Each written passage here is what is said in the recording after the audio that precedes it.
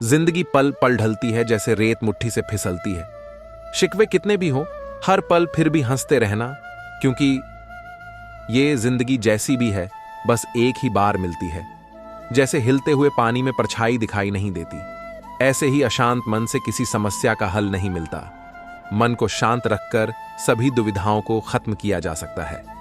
नम्रता से बोलना, हर एक का आदर करना, शुक्रिया अदा करना और माफी मांगना, ये 4 गुण जिस व्यक्ति के पास है वो सबके करीब और सबके लिए खास है। कोई हमारा बार बार अपमान करे, ये उसका संस्कार हो सकता है, लेकिन क्या अपमान के बदले मैं सम्मान नहीं दे सकता? सबका सम्मान करना अपना संस्कार बना लें, क्योंकि कोई बीमार है तो मैं भी बीमार हो जाऊं, ये कौन सी समझदारी है? हमारा चरित्र और व्यवहार ऐसा हो कि सृष्टि रूपी ड्रामा में अपने किरदार के लिए खूब तालियां बजे। भोला अर्थात जो सब कुछ भूल कर व्यवहार करे, और कुछ भी भूलने के लिए मन का सरल, नम्र और निर्मल होना अति आवश्यक है। हम कितनी भी भूलें करें, परमात्मा भोलानाथ हमें फिर भी सब भूल कर प्यार करते हैं, माफ करते हैं। हमें भी ऐसा बनना है, सबकी भूलों को व गलतियों को भूल सबके साथ स्नेह से रहना है। हम कई बार कहते हैं कि मुझे गुस्सा करना तो नहीं था लेकिन आ गया, जो कि गलत है। हम ऑफिस में अपने बड़ों के आगे तो गुस्से से बात नहीं कर पाते, लेकिन घर पर अपने बच्चों पर बिना वजह भी आसानी से गुस्सा कर लेते या ऊंची आवाज से बोल देते हैं। अगर सच में गुस्सा अपने आप आता तो वो दोनों जगह समान रूप से आता, पर ऐसा हुआ नहीं, यानी कि गुस्सा आया नहीं, लाया जाता है। इस क्रोध के विकार से दूर रहें, ये अपना और अपनों का नुकसान करता है। विचार स्वयं में एक महान शक्ति है। जैसा सोचोगे वैसा बनोगे। सोचें कि आप शक्तिहीन हैं, आप शक्तिहीन हो जाएंगे। अपने को मूर्ख समझो, सचमुच आप मूर्ख हो जाएंगे। ध्यान करो कि आप स्वयं परमात्मा हो, यथार्थ में आप परमात्मा का रूप प्राप्त कर लेंगे। प्रतिपक्ष भावना का अभ्यास करो, क्रोध की हालत में प्रेम की भावना करो। निराशा में मन को आनंद, अंततः दुनिया केवल एक भावना अथवा विचार ही है। मन के संकल्प रहित होने पर दुनिया हवा हो जाती है और मन अवर्णनीय आनंद में डुबकियां लगाता है।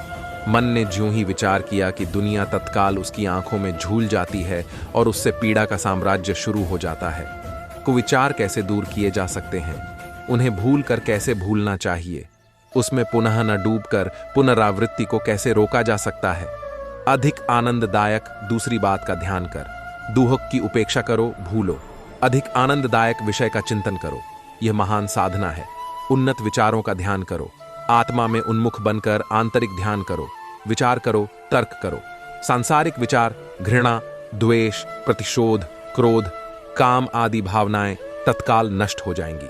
व्यक्ति भजन करना छोड़ देते हैं, पर भोजन करना नहीं छोड़ते। भजन छोड़ने वाले भोगी और भजन करने वाले योगी कहे जाते हैं।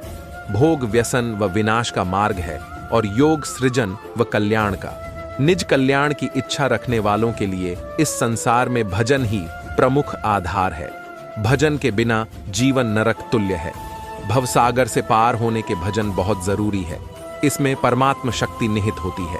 इसे करने से वे मनुष्य के सभी दुख, कष्ट, संताप, अभाव दूर कर देते हैं। भजन मनुष्य के इंद्रियों की समस्त काम वासना की, कामना वासना ही परमात्मा का साक्षात्कार होता है और शांत हो जाती है। लोभी को धन की, कामी को भोजन की भूख शेष नहीं रह जाती। संसार में यही की भूख भगवत भजन व भक्ति में बाधक है। इसलिए समस्त भूख को शांत करने के लिए भगवत भक्ति, भजन की भूख को जगाना अनिवार्य व उपयोगी है। ये दुर्लभ मानव तन भगवत भजन के लिए ही प्राप्त हुआ है, लेकिन मनुष्य विषयों के पीछे आजीवन भटकता रहता है और भजन नहीं कर पाता है। यह मानव जीवन के लिए बंधन है। भजन करके ही बंधन मुक्त होना संभव है। मानव तन बार बार नहीं मिलता। करोड़ों वर्षों के पश्चात पुण्य की प्रबलता व प्रभु की असीम कृपा से प्राप्त होता है। दुर्लभ मानव तन प्राप्त करके भजन करने से चूक जाना मानव जीवन के लिए दुर्भाग्य कहा जाए तो इसमें कोई अतिशयोक्ति की बात नहीं है। सौभाग्यशाली मानव वे हैं जिन्हें परमात्मा की कृपा से भजन करने का स्वर्णिम अवसर प्राप्त हुआ। भक्त के लिए भजन ही सबसे बड़ा भोजन है। भाव में डूबकर भक्त जब भगवान का भजन करता है तो उसे उसके जीवन का परम सुख, आनंद, शांति, खुशी प्राप्त होती है। जिसकी तुलना संसार के किसी भी से नहीं की जा सकती। इस कारण से भजन की कीमत बहुमूल्य ही नहीं, अमूल्य है। भजन करने से जीवन का कायाकल्प हो जाता है। जन्म जन्म के सभी पाप, ताप, प्रारब्ध, कुसंस्कार मिट जाते हैं। इसलिए भगवत भजन, नाम स्मरण, कीर्तन मानव जीवन का सबसे बड़ा सहारा है। दुनिया में कई तरह के भेद हैं। हम दुनिया वालों ने सबसे बड़ा भेद बना रखा है स्त्री पुरुष का। ऊपर वाले ने तो इन दोनों के बीच भेद नहीं रखा है था। अपने अपने अहंकार के कारण इनमें भेदभाव का खेल नीचे वालों ने खेला। 14 वर्ष वनवास के बाद जब श्री राम अयोध्या लौट रहे थे, राम उस समय समाज की सबसे बड़ी हस्ती, निषाद सबसे छोटा व्यक्ति, लेकिन उसे गले लगाकर भगवान ने भेद मिटाया था। सारा खेल समझ का है। जिस दिन पति पत्नी के बीच समझ विकसित होती है, जिस दिन महिला पुरुष का भेद मिटता है, उस दिन समाज के सारे भेदभाव बहुत छोटे या लगभग समाप्त हो जाते हैं। तो माता बहनों के मामले में पुरुषों को विशेष रूप से सयाना होना चाहिए। महिलाओं के भीतर सयानापन स्वाभाविक रूप से उतर आता है, जबकि पुरुष को इसके लिए प्रयास करना पड़ता है। एक ग्रामीण गृहस्थ ने अपने घर के सामने सुंदर बगीचा लगाया था। एक दिन उसमें बछड़ा घुस गया और पौधों को खाने लगा। गृहस्थ को बड़ा गुस्सा आया। उसने बछड़े को आई इतना मारा कि कुछ देर बाद बछड़ा मर गया। गृहस्थ ने यह कहते हुए तसल्ली कर ली कि उसका समय पूरा हो गया था, इसलिए मर गया। इसमें मेरा क्या दोष? उसे तनिक भी अफसोस नहीं हुआ कि बछड़ा उसकी मार के कारण मरा है। कुछ समय बाद दंडी स्वामी विष्णु आश्रम जी महाराज अपने शिष्यों के साथ उधर से गुजरे। गृहस्थ के सुंदर बगीचे को देखकर से बोले, आहा, कितना अच्छा बगीचा है, किसने इतनी लगन और परिश्रम से इसे तैयार किया है? गृहस्थ लपक कर आगे आया और बोला, यह बगीचा मैंने लगाया है। तभी स्वामी जी की नजर मृत बछड़े पर पड़ गई। उन्होंने उसकी मौत का कारण उस व्यक्ति से जानना चाहा। इस पर उसने कहा, यह बछड़ा मेरे बगीचे के कई पौधे खा गया था। मैंने चंद डंडे मारे, वह मर गया। इसमें मेरा क्या दोष? इसका काल आ गया था। स्वामी जी बोले, बगीचा इसलिए इतना सुंदर है क्योंकि इसे तुमने बनाया, तुम्हारे प्रभाव से हुआ है। क्या यही न्याय है? दोनों कार्यों का कारण तो एक ही होना चाहिए, या तो परमात्मा कारण है अथवा तुम हो। स्वामी जी की बात सुनकर गृहस्थ कुछ नहीं बोल पाया। अपने अपराध के एहसास से उसका अहंकार जाता रहा। हम जो कार्य करते हैं उसका फल हमें भोगना ही पड़ता है। ऐसा नहीं होना चाहिए कि जिस कार्य से यश कीर्ति मिले उसका श्रेय तो स्वयं ले लें, और जिससे अपयश या अकीर्ति मिले उसका दोष दूसरों के सिर मढ़ दें। कोई आपसे किस प्रकार का व्यवहार करता है, यह आप खुद तय करते हैं। मसलन, जब आप अपने आप को असहाय और कमजोर समझने लगते हैं तो दुनिया भी आपको उसी नजर से देखने लगती है। इसके विपरीत अपनी हर समस्या और परेशानी से खड़े रहने वाले लोग दुनिया के सामने भी एक मिसाल घड़ी में मजबूती जाते हैं। इसलिए लोगों की सहानुभूति पाने से बेहतर है कि खुद को एक मजबूत मिसाल के रूप में सामने रखा जाए। पर कुछ लोगों की आदत हमेशा चिंता में डूबे रहने की होती है, क्योंकि ऐसा करना उन्हें दूसरों की दया का पात्र बना देता है, और वह अपने जीवन की सच्चाई को लोगों की सहानुभूति में अपना सुकून तलाशने लगते हैं, जो बिल्कुल ठीक नहीं है। इसमें नकारते हुए बाकी भाव आपको जीवन के संघर्ष में बहुत पीछे ले जाता है। इसलिए सही को सही और गलत को गलत कहने का हौसला अपने अंदर कभी ना मरने दें। हम में से अधिकतर को यही शिकायत रहती है कि जिंदगी में बहुत कष्ट है, हर कदम पर रुकावटें हैं। कोई भी काम हाथ में लेते हैं तो उसे पूरा करने में कई बाधाएं आती हैं। लेकिन क्या बिना समस्याओं के जीवन हो सकता है? जिस तरह मां की प्रसव पीड़ा के बिना किसी प्राणी का जन्म नहीं होता, उसी प्रकार जिंदगी में कोई भी काम पीड़ा सहन किए बिना पूरा नहीं होगा। लिहाजा तकलीफों से बचकर कीमती चीजें हासिल नहीं की जा सकती। महात्मा गांधी ने कहा है कि कष्ट सहने पर ही हमें अनुभव होता है, और दर्द हो तभी हम सीख पाते हैं। कष्ट सहे बिना कोई सिद्धि नहीं मिलती। याद रखें, क्षेत्र चाहे जो भी हो, कड़ी मेहनत का कोई विकल्प नहीं है। रेस का घोड़ा बनने वाले को पूरी तालीम के दौरान कष्ट सहना पड़ता है। फ्रांसिस बेकन के अनुसार जिसने कभी कष्ट नहीं भोगा वह अपनी शक्ति से हमेशा अनभिज्ञ रहता है। मैदान में गाड़ी चलाने वाले को ट्रैफिक की समस्या आड़े नहीं आती, लेकिन वह कहीं पहुंचता भी नहीं है। जिसे कहीं पर पहुंचना है उसे सफर में शामिल होना ही होगा। और राहों के कंकड़ पत्थर सहने ही होंगे। आज की बात को अगर आज तक ही सीमित रखें तो खूब सारे दुख दर्द कम हो जाते हैं। भविष्य की कल्पना कभी कभी आज की तकलीफों को बढ़ा करके दिखाती है, या कभी हमारी पलायन की प्रवृत्ति उसे पालने लगती है। हमारे पास जो भी है वह आज का क्षण है, उसी में रहें, उसी का उपयोग करें। जिसने तकलीफों में मुस्कुराने का हुनर सीख लिया, उसे जिंदगी की जंग जीतने से कोई नहीं रोक सकता। इस संसार में दो दुनिया है, एक दुनिया हमारे बाहर है और एक हमारे भीतर। हम इस दुनिया में आनंद के पीछे भागते रहते हैं। जब एक बच्चा इस संसार में जन्म लेता है तो उसे यह नहीं पता होता कि यह दुनिया कैसी है। बच्चे के माँ बाप उसके लिए खिलौना लाते हैं, वह खिलौने से खेलता है। उसको यह नहीं मालूम कि खिलौना क्या होता है, वह उसे अपने मुंह में डाल लेता है जैसे वह कोई खाने की चीज हो। वह इस बात से अनभिज्ञ है कि खिलौना खाने की चीज है अथवा खेलने की। फिर धीरे धीरे रंग बिरंगी चीजों को देखकर उसका ध्यान बढ़ता है। धीरे धीरे उस बच्चे का मन अन्य चीजों की तरफ भी आकर्षित होने लगता है। तो यह है बाहर की दुनिया। अंदर की दुनिया में यह हलचल नहीं है, बल्कि वहां शांति है। प्रश्न यह उठता है कि आप क्या चाहते हैं। यह निर्णय आपको लेना है, कोई और आपके लिए यह निर्णय नहीं ले सकता। यही इस संसार की रीत है, अब इसको लेना है। कोई मनुष्य इस संसार में खाली हाथ आया है और इस संसार से खाली हाथ ही जाता है। इस दुनिया की चमकीली और आकर्षक वस्तुओं को देखकर आप भी यह सोचते हैं कि काश मैं भी इन वस्तुओं का मालिक होता। आप बहुत से ख्वाब सजाते हैं और उनके पूरा न होने पर निराश हो जाते हैं। आप खूब मेहनत करते हैं, परंतु वास्तविकता से मुंह मोड़ लेते हैं। एक तरफ ऐसी दुनिया है जो हमारी बनाई हुई है, तो एक तरफ दूसरी दुनिया है जो परम परमेश्वर के द्वारा बनाई गई है। एक बनाने वाले की बनाई हुई है, एक हमारी बनाई हुई है। हमारी बनाई हुई दुनिया कच्ची है, उसकी बनाई हुई पक्की है। उसकी दुनिया में नदियां बह रही हैं, समुद्रों में लहरें उठ रही हैं, सूर्य उदय हो रहा है, सितारे चमक रहे हैं, रात्रि में चंद्रमा का उदय हो रहा है। उसकी दुनिया में सब कुछ उसकी कृपा से चल रहा है। सबसे बड़ी बात यह है कि अभी भी देर नहीं हुई है।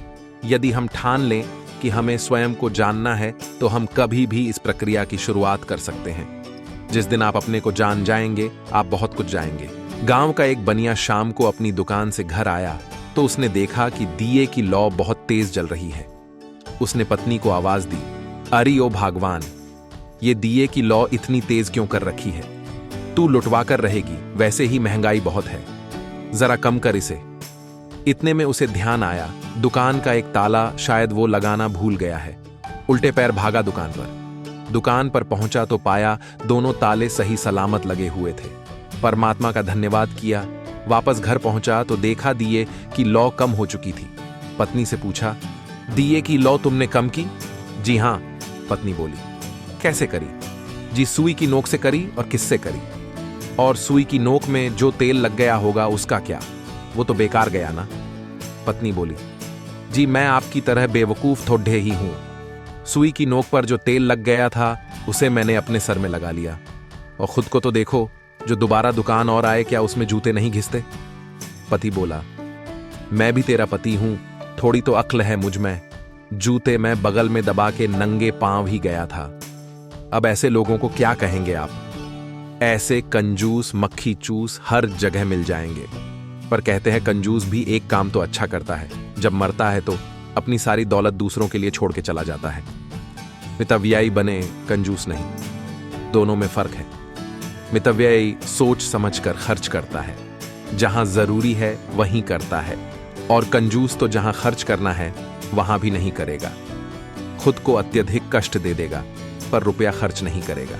अगर आप खुद से बार बार कहें, मेरे पास इस चीज को खरीदने के लिए पैसे नहीं हैं, तो आपका अवचेतन मन आपकी बात मान लेता है। वह यह सुनिश्चित कर देता है कि आपके पास अपनी मनचाही चीज खरीदने के लिए कभी पैसे न रहें। जब तक आप यह कहते रहेंगे, मेरे पास उस कार, छुट्टियों, उस घर के लिए पैसे नहीं हैं, तब तक आपका अवचेतन मन आपके आदेशों का पालन करता रहेगा। आप जीवन में इन चीजों को कभी नहीं खरीद पाएंगे। आप सोचेंगे कि ऐसा परिस्थितियों के कारण हुआ है। कभी भी किसी नकारात्मक वाक्य को पूरा मत करो, इसे तत्काल उलटकर सकारात्मक कर दो। आपके जीवन में चमत्कार हो जाएंगे।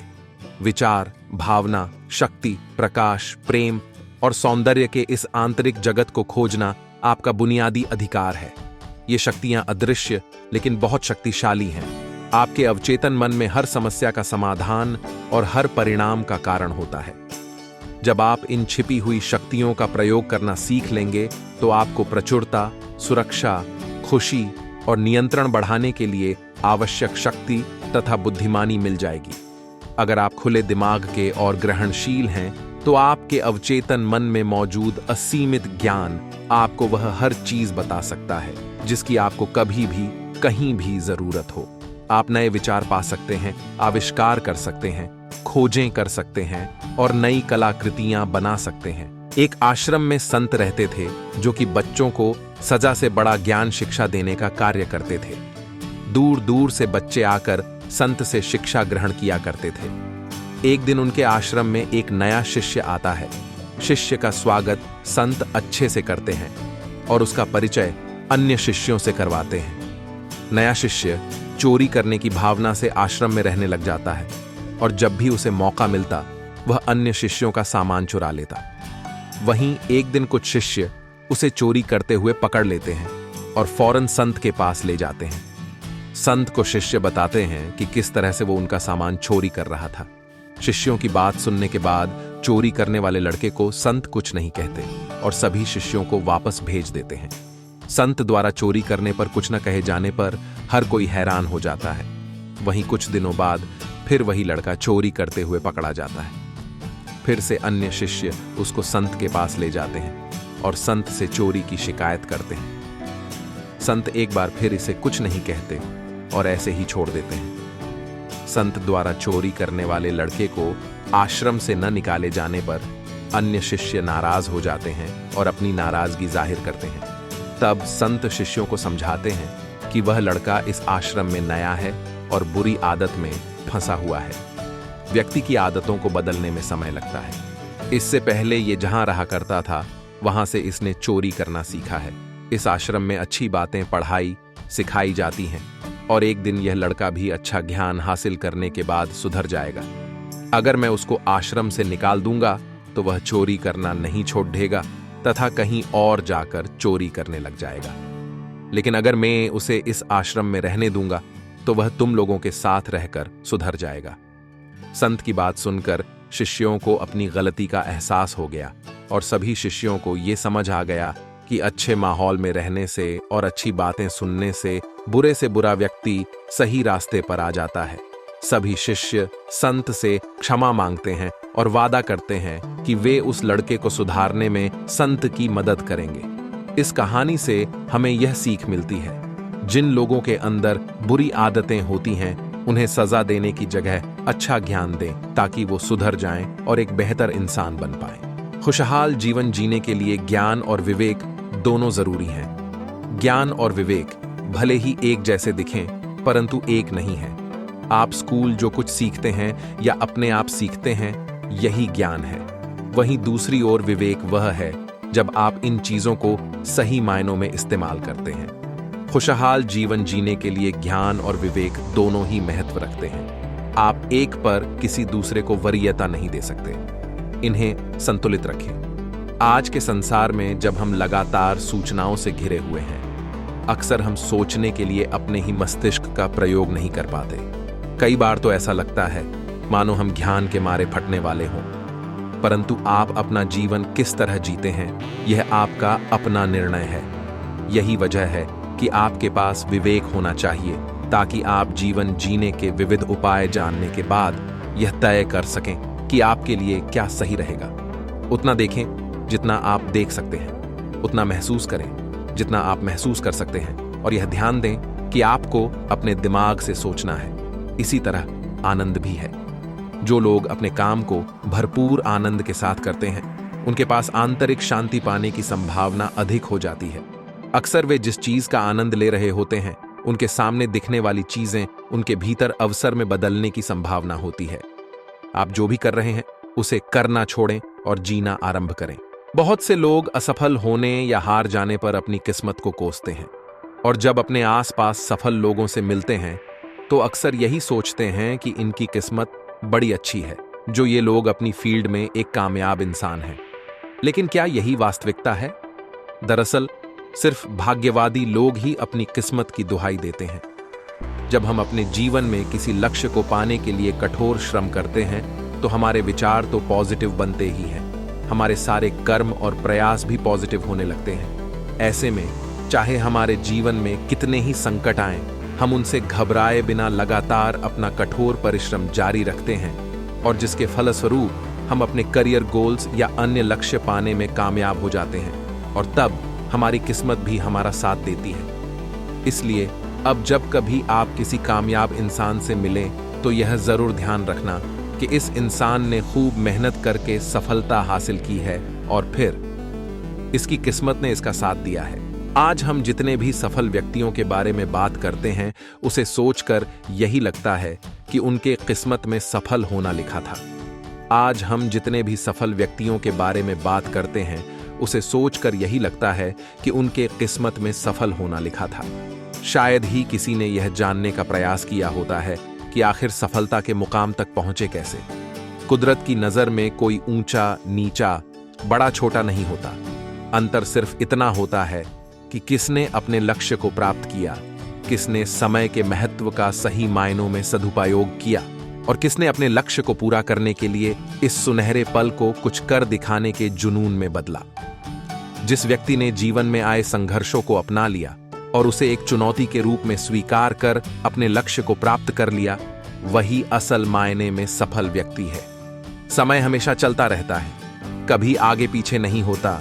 जिसने सही मायने में समय को पहचान लिया वही आगे चलकर इतिहास के सुनहरे पन्नों में अपनी पहचान लोगों के दिलों में छोड़ जाते हैं।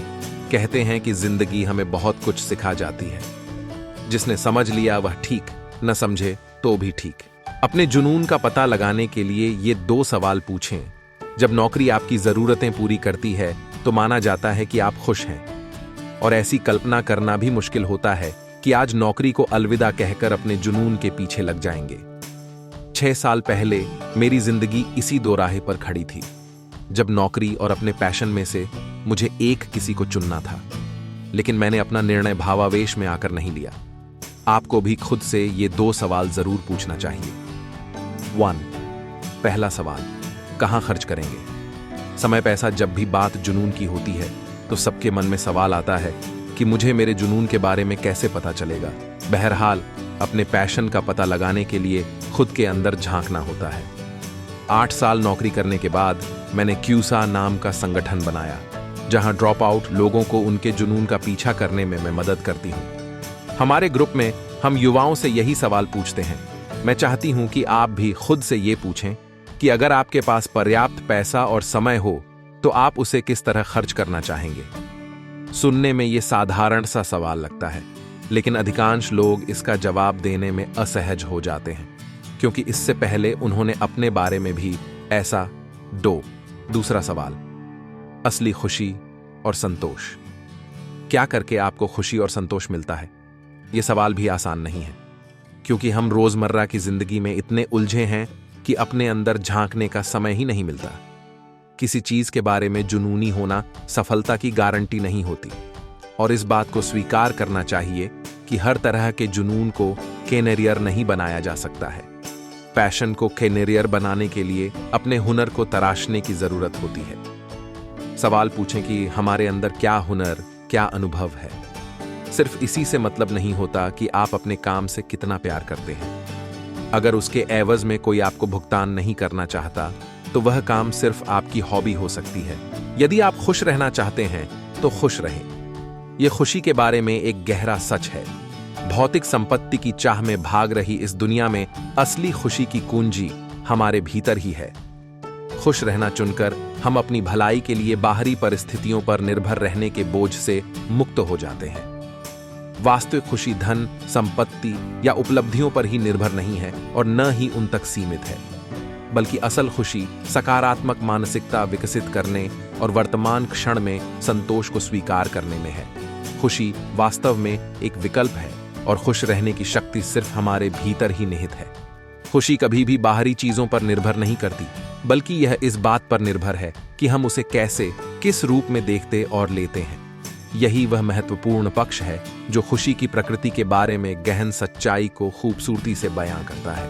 केवल बाहरी कारक या धन या भौतिक संपत्ति ही खुशी का निर्धारण नहीं करती, बल्कि यह हमारी व्यक्तिपरक दृष्टिकोण है जिसके माध्यम से हम दुनिया को देखते हैं और उसकी व्याख्या करते हैं। सच्ची खुशी चीजों पर कब्जा करने में नहीं, बल्कि इस बात में है कि हम उन्हें कैसे संजोते हैं। जीवन का एकमात्र उद्देश्य निस्वार्थ भाव से मानवता की सेवा करना है। दूसरों की मदद करने के महान कार्य की तुलना में भौतिक धन या व्यक्तिगत खुशी की खोज व्यर्थ है। हमारे जीवन को सच्चा अर्थ और पूर्णता तब मिलती है जब हम अपने साथी मनुष्यों के कल्याण और बेहतरी के लिए खुद को समर्पित करते हैं। मानवता की सेवा में हम करुणा और सहानुभूति की अपनी अंतर्निहित क्षमता का उपयोग करते हैं, पहचान और स्थिति से परे संबंध बनाते हैं। दयालुता, समझ और बलिदान के कार्यों के माध्यम से हम समाज की सामूहिक प्रगति में योगदान करते हैं और इससे एक ऐसा स्थायी प्रभाव छोड़ने हैं जो हमारे अस्तित्व से कहीं अधिक होता है। इस तरह दूसरों के लिए कुछ अच्छा और कल्याणकारी करने के लिए हम जो अपना जीवन समर्पित करते हैं वही हमारे लिए सबसे बड़ी खुशी होती है। सबसे बड़ी खुशी दुख के स्रोत को जानना है। अगर हमें अपने दुखों के कारण पता चल जाए, हम उन्हें समझ लें, तो यहीं से हमारे लिए खुशी के दरवाजे खुल जाते हैं। सच्ची खुशी हासिल करने की कुंजी तो संकट के मूल कारण को समझने में ही छिपी है। अगर हमें अपने दुखों, संकट या समस्या का असल कारण पता लग जाता है, तो हम उससे निकलने के रास्ते तलाशने की दिशा में कदम बढ़ा सकते हैं और सकारात्मक रुख रखते हुए सार्थक बदलाव हासिल करने की शक्ति हमारे भीतर आने लगती है। इसलिए जो लोग अपने दर्द और परेशानियों का डटकर मुकाबला करते हैं, वही वास्तविक खुशी और संतुष्टि भरे जीवन की ओर बढ़ पाने में सक्षम होते हैं। दुखों का कारण खोजें। अगर हमें अपने दुखों, संकट या समस्या का असल कारण प्राचीन काल की बात है। एक राज्य के राजा की मृत्यु के पश्चात उसका मूर्ख पुत्र गद्दी पर बैठा। इस प्रकार उस राज्य पर एक मूर्ख राजा का शासन हो गया। उस मूर्ख राजा को विद्वानों व बुद्धिमानों से नफरत थी। राजा मूर्ख होने के साथ साथ क्रूर भी था। उसने सभी बुद्धिमान मंत्री, सेनापति व सभासदों का निरादर करके राज्य से निकाल दिया और चापलूस व मूर्ख सभासद रख लिए। उस राजा के राज्य में बुद्धिमान व ज्ञानी जनों का निरादर किया जाने लगा। जो भी कोई ज्ञानी सिद्ध होता, राजा के सभासद उसे अपमानित करने का कोई अवसर नहीं छोड़ते थे। इस कारण उस राज्य में अन्य राज्यों के पंडित व ज्ञानी आते ही नहीं थे और वहां किसी प्रकार की बौद्धिक चर्चाएं नहीं होती थीं। अगर कोई आर्षि मुनि उस राज्य से होकर गुजरता तो उसे अपमानित करके निकाल दिया जाता। उस राजा की प्रजा भी राजा के कोप के डर से मूर्ख बनकर रहती। अगर कोई व्यक्ति विद्वान सिद्ध और सिर्फ मूर्खों का ही निवास होगा, उस राजा व राज्य का पतन सुनिश्चित है। आपके पड़ोसी राज्य के राजा को यह पता लग गया है कि आपके राज्य में सिर्फ मूर्ख लोग ही रह गए हैं और मूर्खों को युद्ध में आसानी से हराया जा सकता है।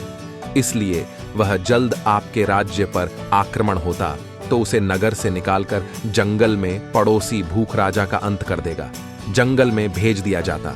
इस प्रकार उस राज्य के सताए हुए विद्वान लोग जंगल में रहने को विवश हो गए। एक बार कोई सिद्ध महात्मा उस जंगल में से होकर गुजरे। राजा द्वारा सताए हुए विद्वान लोगों ने महात्मा को देखा और उनको प्रणाम किया। विद्वान लोगों ने महात्मा को अपनी दुख भरी कहानी बताई और महात्मा से इसका समाधान पूछा। महात्मा अंतर्यामी थे।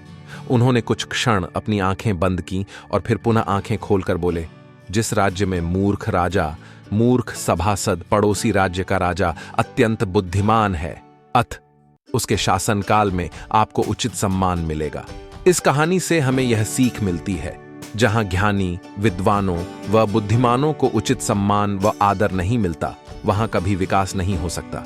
बुद्धि बल सभी प्रकार के बलों में श्रेष्ठ माना गया है, क्योंकि बुद्धि ही जटिल समस्याओं का समाधान करती है।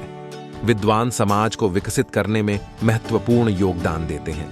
इसलिए किसी भी देश के शासक को अपने देश के विद्वानों को उचित आदर सम्मान देना चाहिए। जो व्यक्ति शुरू से ही सत्य का पालन करने का संकल्प लेता है, वह देवत्व प्राप्ति के मार्ग पर चल पड़ता है।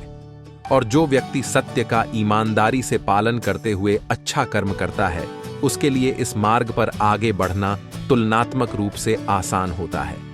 आध्यात्मिकता का यह व्यापक मार्ग, जिसे सत्य द्वारा और व्यापक किया गया है, का अनुसरण कई आर्षियों ने किया है और अंततः उन्होंने सत्य की सर्वोच्च स्थिति प्राप्त की है। उदाहरण के लिए, पृथ्वी से हमें फल, फसलें और बहुत सी चीजें मिलती हैं। पानी से हमें पन बिजली समेत और कई चीजें प्राप्त होती है।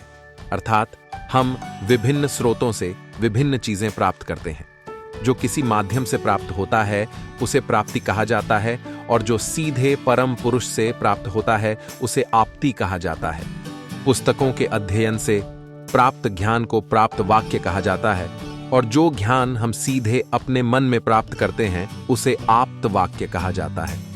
हम प्राप्ति को अधिक समय तक नहीं रख सकते, क्योंकि यह स्वभाव से क्षणभंगुर होता है।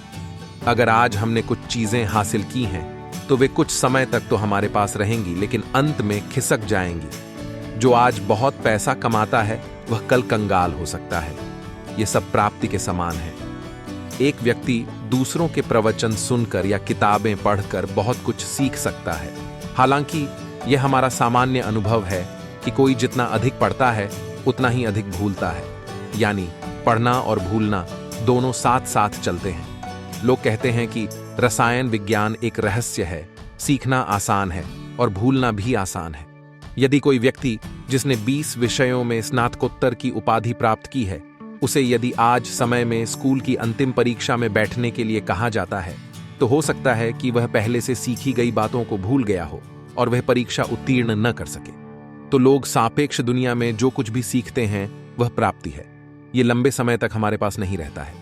हमने खुद को कई गैर जरूरी चीजों से घेर रखा है, जो गाहे बगाहे हमें भटकाती ही हैं।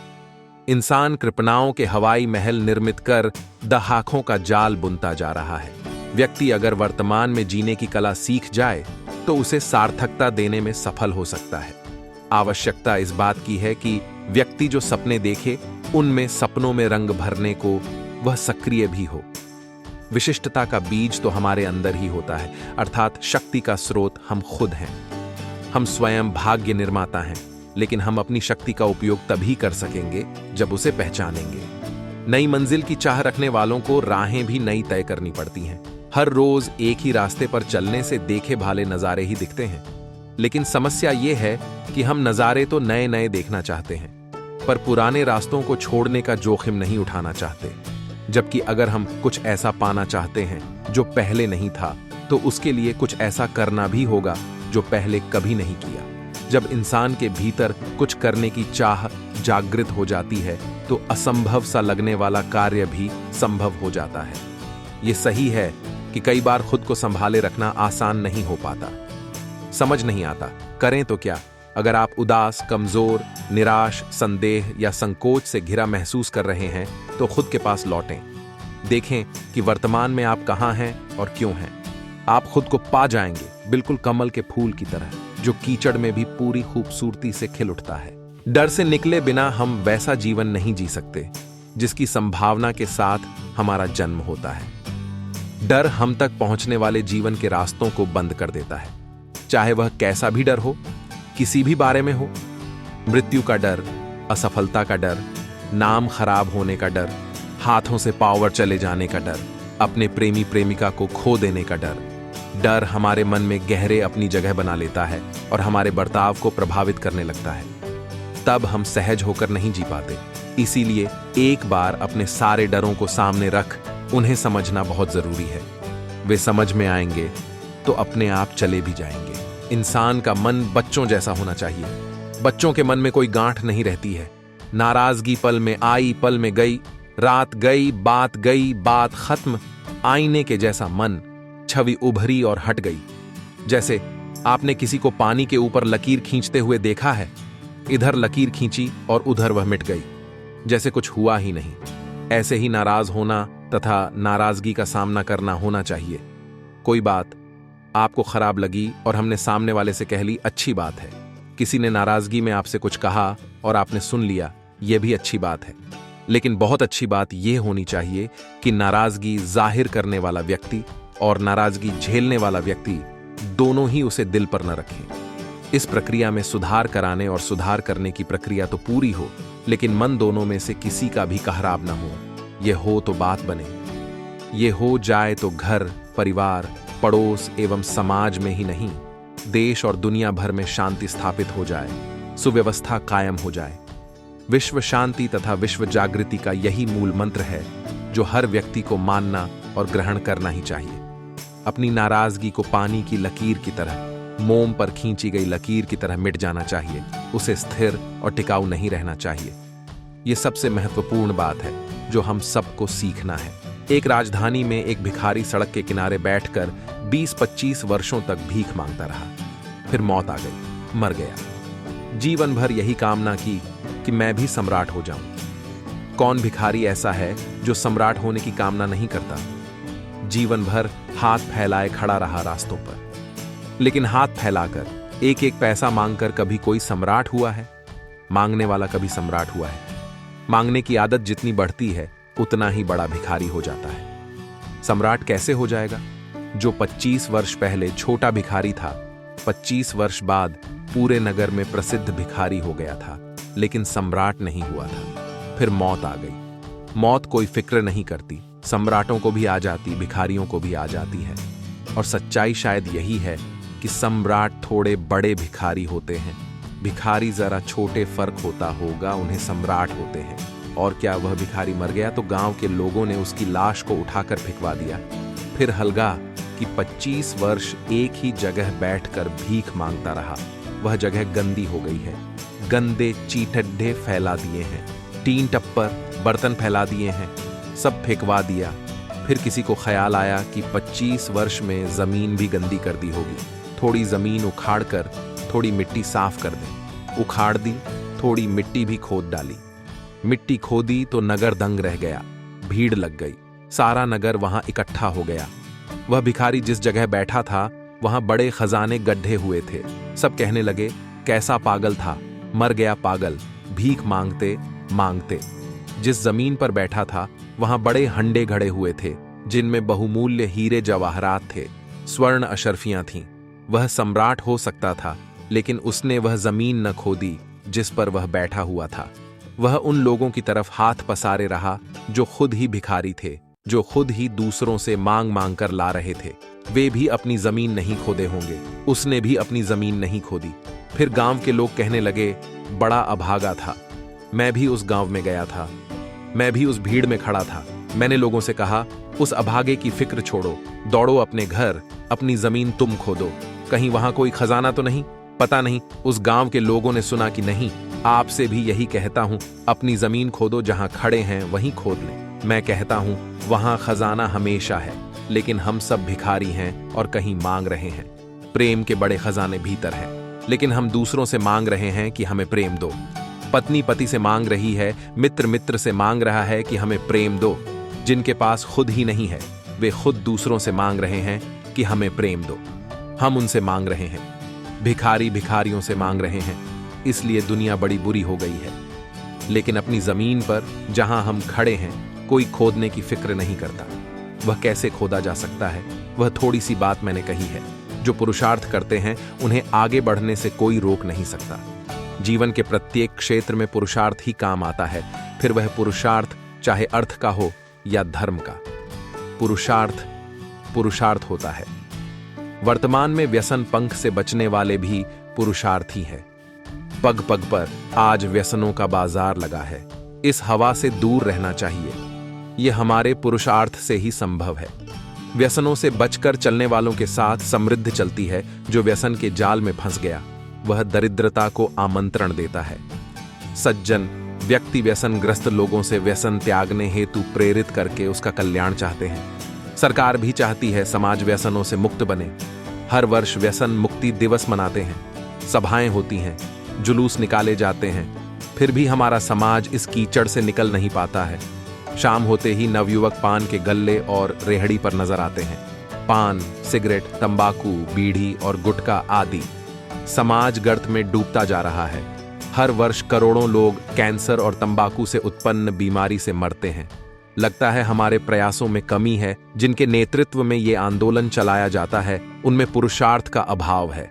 नशा करने वालों से नशा मुक्ति आंदोलन का उद्घाटन कराओगे तो यही हश्र होगा। देश में दरिद्रता बढ़ती जाएगी। भारत में गरीबी का बड़ा कारण समाज में फैले हुए व्यसन ही है। एक व्यसन से दूसरे व्यसन को बल मिलता है।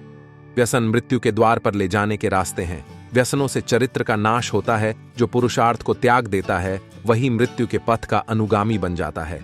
जैन धर्म मानव के पुरुषार्थ का धर्म है। जैन धर्म में अंधश्रद्धा का कोई स्थान नहीं है। भगवान महावीर ने अंधश्रद्धा से निकलकर पुरुषार्थ का पथ अपनाने को कहा है। पुरुषार्थ से व्यक्ति अपूर्व समृद्धि एवं सफलता प्राप्त करता है। जीवन में कुछ बनना है तो पुरुषार्थ का मार्ग चुनना पड़ेगा। इस विशाल भारत में अनेक महापुरुष हुए हैं। उन्होंने अपने कार्यों व सिद्धांत के रूप में अपनी संतति को अद्भुत संपत्ति उपहार के रूप में प्रदान किया है। उन्हीं के द्वारा अहिंसा, सत्य, सर्वोदय, अनेकांत दर्शन की उपलब्धि मिली। साम्यवाद के सर्वप्रथम विचारक भगवान महावीर ही थे। यदि उन्हें समतावादी कहा जाए तो अधिक उपयुक्त होगा, क्योंकि साम्यवाद में वर्ग विद्वेष ध्वनित है और समतावाद में आपसी प्रेम एवं भाईचारा। ज्ञान का प्रचार करना आपका काम है। इसलिए जब आप ज्ञान का प्रचार करेंगे तो आप जो भी चाहेंगे उसे तो होना ही है। अपनी पूरी आय को स्वयं पर व्यय करने में कोई अर्थ नहीं है। आपको अपनी आय का कुछ प्रतिशत समाज सेवा, धर्म के लिए रखना चाहिए, जिससे भ्रष्टाचार में कमी आ सके। आप सब लोगों को मिलकर अपने देश के लिए लोगों को प्रोत्साहित करना चाहिए। जब आपके मन में कोई प्रश्न उठे तो उसे पहले स्वयं से कई बार पूछें, और यदि फिर भी उत्तर न मिले तब फिर अपने गुरु से पूछें। बाकी अन्य बातें आपको प्रारब्ध द्वारा प्राप्त होंगी और फिर सारी बातें अच्छी होती जाएंगी। ध्यान और ज्ञान, ये तीनों बातें जीवन में होनी चाहिए। प्रतिदिन अपने आप को शांत करने के लिए आपको कुछ समय निकालना चाहिए। इसके लिए आपको यह सजगता लानी होगी कि जो कुछ आज यहाँ है वह कल यहाँ नहीं होगा, जैसे पानी में बुलबुला। आपको जीवन की अस्थिरता को समझना होगा। जीवन जीते हुए आपको खुश रहना चाहिए और दूसरों को भी खुश रहने देना चाहिए। जब आप मृत्यु को याद करते हैं तो जीवन के प्रति प्रश्न कम हो जाते हैं। जब आप जीवन जीते हैं तो आपको दो बातें प्राप्त करनी होती हैं। सबसे पहले आपको यह देखना होता है कि हमने लोगों के साथ कितना प्रेम बांटा तथा कितना ज्ञान और विवेक हासिल किया। मृत्यु के उपरांत हमारे पास सिर्फ यही दो बातें रह जाती हैं। प्रतिदिन आपको बैठकर कुछ मिनटों के लिए ध्यान करना चाहिए और सारी अनावश्यक बातों, जैसे लोग मेरे बारे में क्या सोचते हैं, से मुक्त हो जाना चाहिए। हमको यह अनुभव करना है कि परमात्मा सर्वव्यापी है। वह हर समय हर जगह हम सब में होता है, और जब आंखें बंद करके आप उसे देख लेते हैं तो वह ध्यान है। गुरु, भगवान और आत्मा एक ही हैं। जब आप आश्रम में आते हैं तो यहाँ पर अपनी सारी चिंताएं छोड़ दें, उन्हें यहाँ से वापस न लेकर जाएं। जब आप सेवा करते हैं तो आपकी सारी जरूरतों का ध्यान रखा जाता है। बहुत से मकान इतने मजबूत होते हैं कि भयंकर तूफान आने पर भी उनका कोई कंकर नहीं हिलता, जबकि बहुत से मकान इतने कमजोर होते हैं कि साधारण आंधी से ही गिर जाते हैं। मनुष्य की हृदय रूपी धरती पर श्रद्धा रूपी इमारत इसी प्रकार की है। कई लोगों की श्रद्धा इमारत इतनी मजबूत होती है कि भयंकर विपत्ति रूपी तूफान आने पर भी अपने संकल्पों से विचलित नहीं होती, परंतु कई लोगों की श्रद्धा की इमारत इतनी कमजोर होती है कि जरा सी प्रतिकूलता की आंधी आने पर ही हिल जाती है। अपनी श्रद्धा रूपी इमारत मजबूत बने, किसी भी तरह की समस्याओं के आने पर भी अपने विचारों में कोई परिवर्तन न आए, इसलिए हमें साधना करनी है। अपनी साधना ही श्रद्धा इमारत को मजबूत बनाने वाली है। श्रद्धा लभते ज्ञान मरु, शास्त्रों में कहा गया है, जो श्रद्धा रखेगा उसे ही ज्ञान की प्राप्ति होगी। अब यह श्रद्धा चाहे अपने शास्त्रों के प्रति हो, गुरु के प्रति हो, आचार्यों के प्रति हो, जिसने भी श्रद्धा रखी उसी ने भर भर ज्ञान पाया है। श्रद्धा तो हमें रखनी ही पड़ेगी, तभी हम पार उतरेंगे। बस में बैठते हैं तो हम ड्राइवर पर पूरी श्रद्धा विश्वास रखते हैं कि ये हमें सही सलामत सही गंतव्य पर पहुंचाएगा। हवाई जहाज में बैठते हैं तो हम पायलट पर श्रद्धा रखते हैं कि ये हमें सुरक्षित पहुंचाएगा हमारी मंजिल पर। ये तो हुई सांसारिक श्रद्धा, छोटी मोटी श्रद्धा। इसी प्रकार हमें अपने भगवान में, अपने गुरु में अटूट श्रद्धा रखनी चाहिए, वो ही हमें पार लगाएंगे।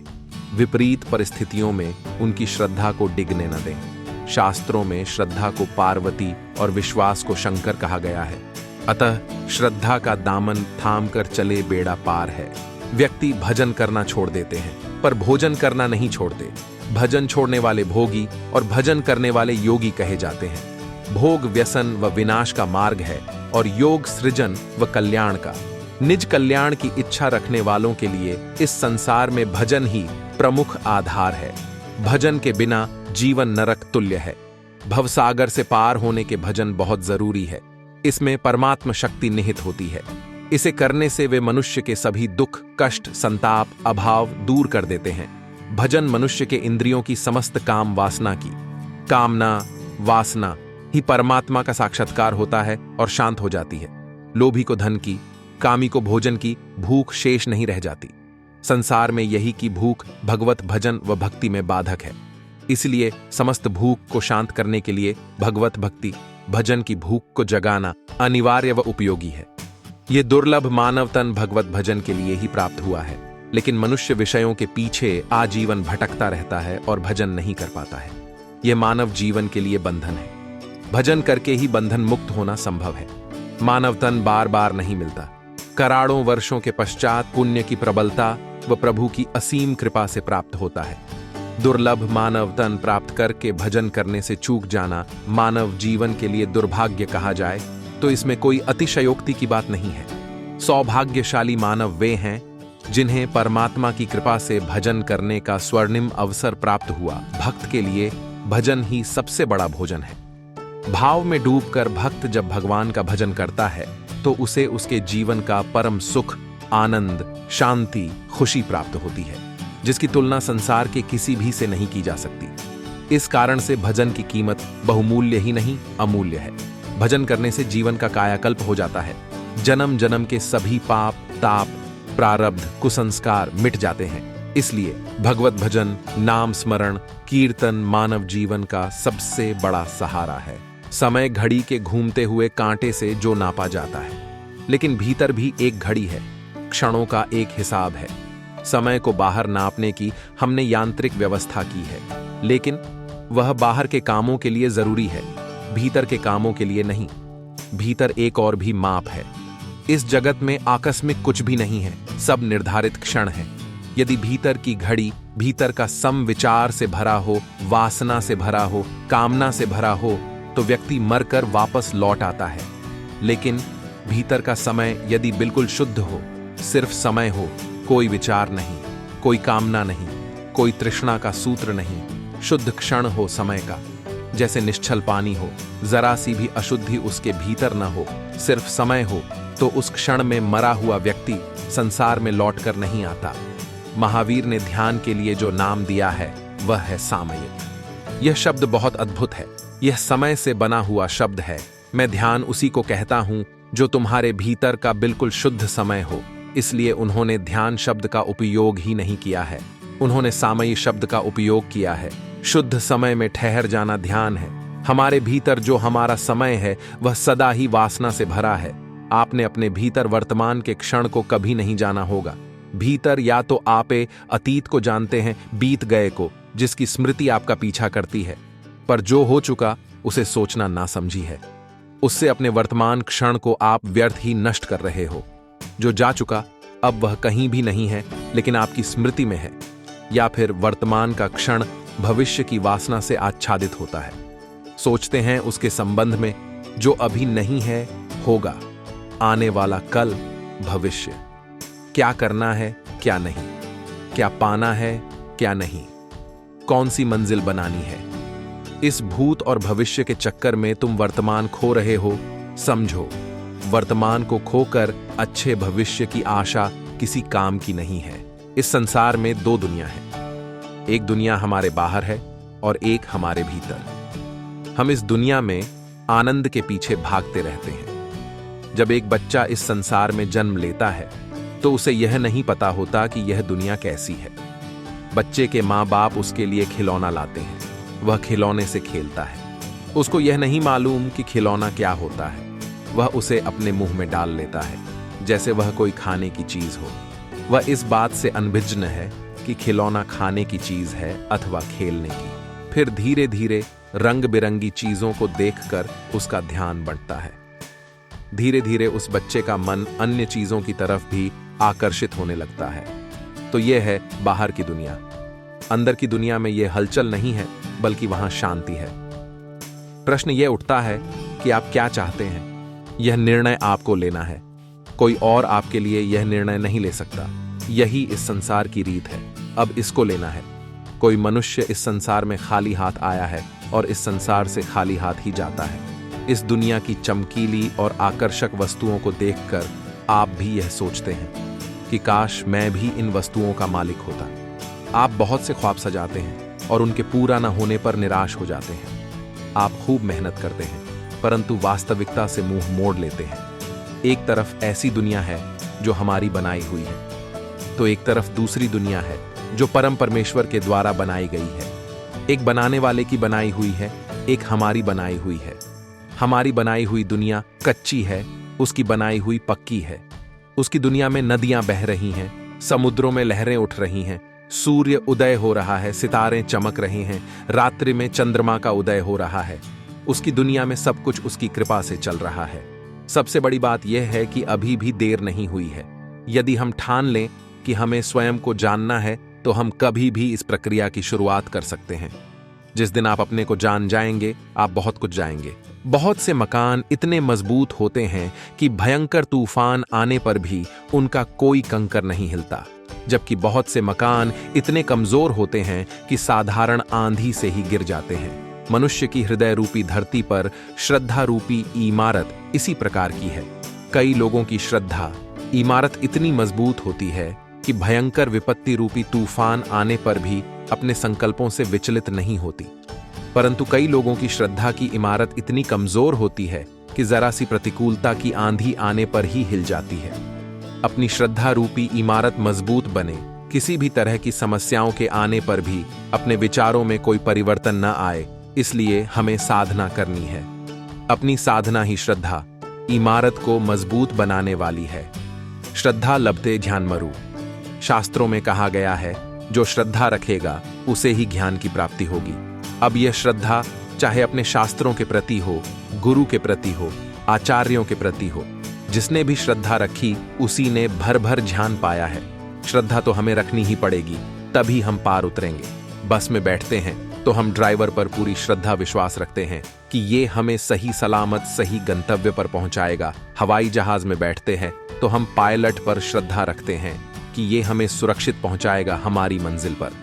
ये तो हुई सांसारिक श्रद्धा, छोटी मोटी श्रद्धा। इसी प्रकार हमें अपने भगवान में, अपने गुरु में अटूट श्रद्धा रखनी चाहिए, वो ही हमें पार लगाएंगे। विपरीत परिस्थितियों में उनकी श्रद्धा को डिगने न दें। शास्त्रों में श्रद्धा को पार्वती और विश्वास को शंकर कहा गया है। अतः श्रद्धा का दामन थाम कर चले बेड़ा पार है। यदि पहचान करना हमारा स्वरूप है, फिर तो हम हर एक चीज के साथ खुद को पहचान देते हैं। यह पहचान प्रक्रिया यांत्रिक है। आध्यात्मिक शिक्षण का एक अहम पहलू है गैर पहचान। आप परेशान हो जाते हैं कि आपके दृष्टिकोण को सम्मान नहीं मिला। यह दर्द पैदा करता है। मतभेदों के दर्द को लंबे समय तक ढोते रहना यांत्रिक दिमाग का हिस्सा है। जब तक हम अपने यांत्रिक केंद्र को एक चुंबकीय क्षेत्र में परिवर्तित नहीं कर लेते, नकारात्मक आकार यूं ही जारी रहेंगे। एक बार चुंबकीय केंद्र हमारे अंदर खुल जाए तो हम दर्द सहने की मूर्खता को समझ सकते हैं। दो तरह के क्षेत्र हैं। ज्ञान का उपयोग किसी व्यक्ति के अस्तित्व को उन्नत करने के लिए किया जाना चाहिए, जिससे आपकी जिंदगी परिपक्व जाती है। एक परिपक्व जीव के तौर पर जब आप उसी ज्ञान को देखेंगे तो आप गहरे अर्थ पाएंगे। जिंदगी और अस्तित्व में गहरे अर्थों का पालन करने से आपकी जिंदगी और भी परिपक्व हो जाएगी और इसी प्रक्रिया के दौरान कुछ महान घटित हो सकता है। अपने शरीर के बारे में सचेत रहें। आप शांत हैं या तनावपूर्ण? अपनी भावनाओं के बारे में सचेत रहें। क्या आप यांत्रिक रूप से किसी से नफरत या प्यार करते हैं? अपने विचारों को देखिए। अपने दिमाग के बारे में ज्यादा सचेत रहें। महज वैचारिक ज्ञान काम नहीं आता। ध्यानी गुरुओं की शिक्षा के माध्यम से जिंदगी के प्रति यांत्रिक रुख बदला जा सकता है। ऐसे हर उस अवसर पर जब हम पर यांत्रिक रूप से पेश आने का दबाव होता है, गुरुओं की शिक्षा को प्रयोग में लाएं। लगातार नियमित अभ्यास से एक अलग ही तरह का आयाम बह निकलता है। लवण्यता का पहला घटक है हमारी यांत्रिकता, दूसरा परम ज्ञान प्राप्त सिद्ध गुरुओं की शिक्षा, और तीसरा है लवण्यता। लवण्यता तभी आ सकती है जब हम शिक्षा को जीवन की वास्तविक परिस्थितियों में प्रयोग करें। लवण्यता उस तरह से काम नहीं करती जिस तरह आप चाहते हैं, वो अपने तरीके से चलती है। लावण्यता की भाषा को सराहना सीखें। जन्म लिया बच्चा मुट्ठी में भाग्य बंद कर आता है। बच्चे से कितना भी खुलवाइए, वह इसे खोलता नहीं। केवल पुरुषार्थ से यह भाग्य खुलता है। हर व्यक्ति अपना भाग्य आजमाने अकेला आया है। उसे एक परिवार मिला, कुछ धन वैभव मिला। उम्र के प्रभाव से वह बड़ा होता है, मकान बनाता, जमीनें खरीदता, लोगों को नौकर रखता, उनका पेट भरता, कितनों पर हुकूमत दिखाता और कितनों के सामने गिड़गिड़ाता है। पर जाते समय हाथ स्वयं फैल जाते, उंगलियां तन जाती हैं, बंद मुट्ठी को खुली लेकर जाता है। मानव जीवन की यही विचित्रता है। इंसान जो भाग्य लेकर आया था, उसे पुरुषार्थ से पाया, आजमाया, फिर चल दिया।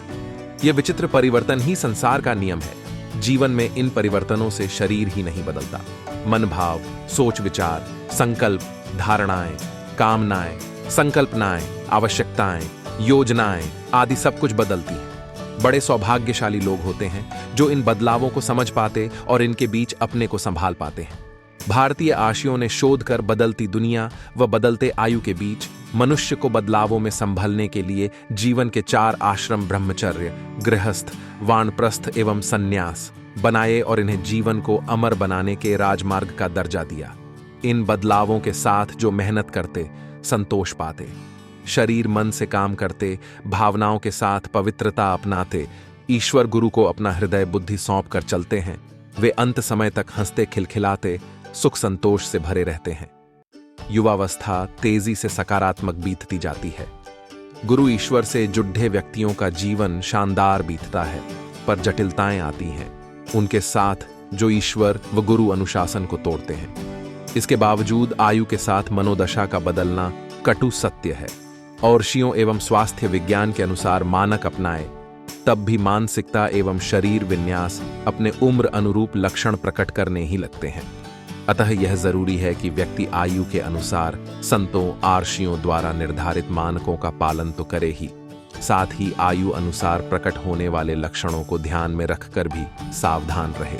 यह संभव है कि हम मुक्त होकर जीते रह सकें। जब तक क्या किसी भी प्रकार का केंद्र है, तब तक समस्याएं रहेंगी ही। अब यह समझें कि क्या केंद्र का होना अजागरूक या बेहोश होने का नतीजा या निचौड़े आँच है। अगर जागरूकता होती तो निश्चित ही कोई केंद्र नहीं होगा। समस्या क्या है? कुछ तो वर्तमान में सम्मिश्रित है या भविष्य में है।